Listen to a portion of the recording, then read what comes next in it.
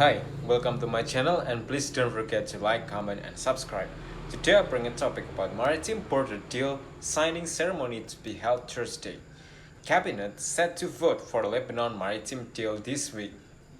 The ceremony for the Israel-Lebanon maritime border deal will be held on Thursday, U.S. mediator Amos Hochstein said on Sunday evening. The cabinet is expected to authorize the maritime border deal with Lebanon on Thursday, after the High Court of Justice rejected petitions seeking to block it. The court blocked multiple petitions on Sunday from two NGOs Kohelet and Lavi and religious Zionist MK Itamar Ben Gvir. The cabinet vote was set for 2 weeks after the agreement was submitted to the Knesset for review, but not a vote, which was among the reasons the petitioners cited for stopping the agreement. The agreement is expected to be approved by an overwhelming majority of ministers. Defense Minister Benny Gantz said that the High Court ruling will allow us to advance the important agreement on the maritime border with the Lebanon in the coming days.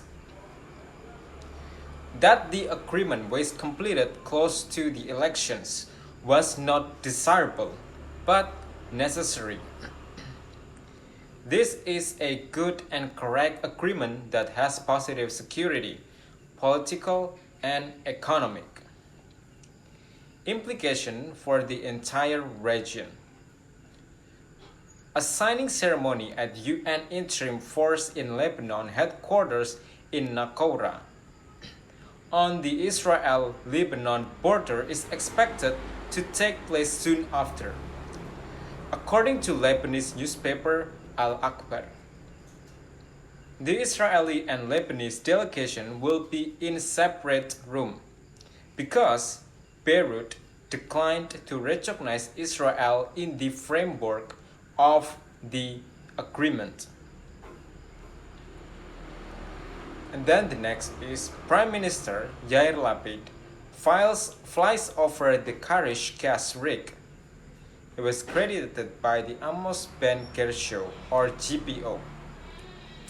The US mediated agreement has Israel conceding the entire triangle of economic waters in the Mediterranean Sea that was in dispute with Lebanon, in exchange for a permanent, equitable resolution regarding its maritime dispute.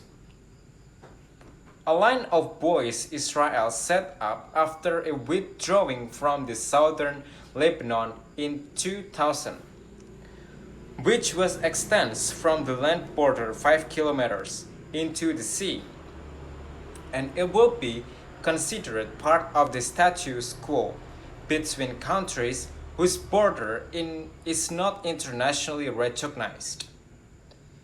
Israel will also receive a payout for the 17% of the Kana gas field that extends into its economic waters. The rest of the reservoir is in the disputed area and Lebanese water. The payment will be worked out in a separate deal with French drilling firm Total Energies.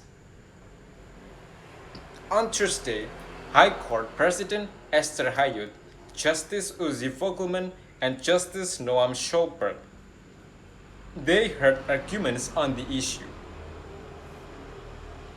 which needed to be resolved before an election day set on November 1st. Petition against Lebanon maritime deal in one of the most dramatic points of the hearing. Ben Gvir alleged that negotiations between Israel and Lebanon had blown up and were frozen, restarting only because of the election season. Pressed on the issue by Hayut about whether he had proof of this, Ben Gvir demurred, but then lashed out at IDF intelligence and the Foreign Ministry. Anticipating that the justices would be hearing from the IDF intelligence chief Aharon Halifa in a closed classified session, he urged Hayut to integrate him over whether negotiations only restarted around the same time as election season kicked into high gear. If true, this could have supported Ben-Gvir's claim that the election was a key motivation for the nailing down the deal, now as opposed to just national security. On the flip side, many commentators have said that the timing was as much connected to the ongoing crisis on Lebanon itself and the pending resignation of President Michael Aoun at the end of the month, after which Lebanon will not have a president and will not be able to approve a deal at a later date. Ben-Gvir did face some notable pushback from the Schulberg about whether the court was right party to intervene, despite both of them being considered part of the country's right wing on the legal issues. Schulberg said that Ben-Gvir could have tried to force a vote in the Knesset by seeking a large number of the signatures. Kohelet lawyer Ariel Ehrik continued to push the argument that the deal also requires a referendum based on the idea that Israel will be ceding some of its territorial waters, and there is a law requiring a referendum for ceding a sovereign territory. However, the justices indicated to Ehrik that the fact that the territory itself was disputed, that the IDF has rarely acted there, and that claims over the territory were mainly made as a bargaining chip, would shoot down his argument. Lavis Yitzhak Baum said he basically agreed with the government's lawyers that the Knesset should hold a vote on the issue, only that the government lawyers saw this vote as irrevocable, whereas he considered it obligatory.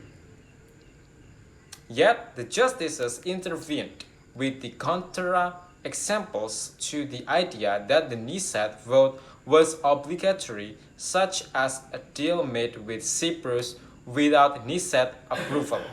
So thank you for watching, and don't forget to like, comment, and subscribe.